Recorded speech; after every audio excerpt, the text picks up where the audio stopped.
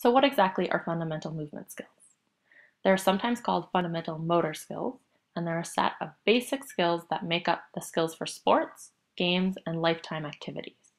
They constitute the ABCs of movement, and they're equivalent to the letters or words in regular literacy.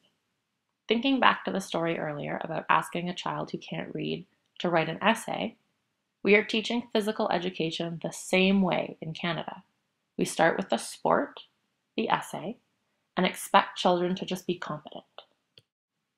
To change this system, we need to start with the basics.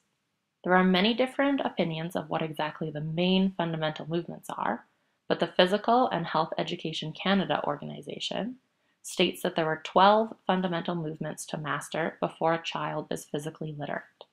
These are dodge, hop, skip, log roll, stork stand, jump, kick, dribble, overarm throw, catch, run, and sidearm strike.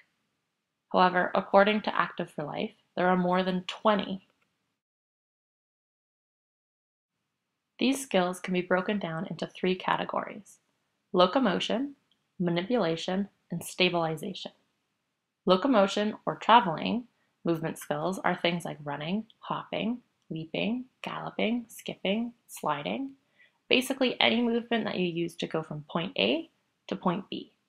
Manipulation or object control movement skills are things like catching, pulling, dribbling, throwing, kicking, and striking. Any movement that includes the manipulation of equipment, whether it's a ball, a bat, or a rope. Stabilization movement skills are things like stork stand, dodging, stretching, turning, landing, pivoting, hanging, any movement that includes balance.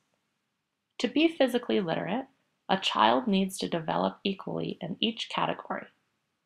Thinking back to the Jenga set with the ABCs as a base, agility, balance, coordination, and speed, if only locomotion games are taught, a child might have a lot of speed, but no coordination for a sport because they never developed stabilization movements.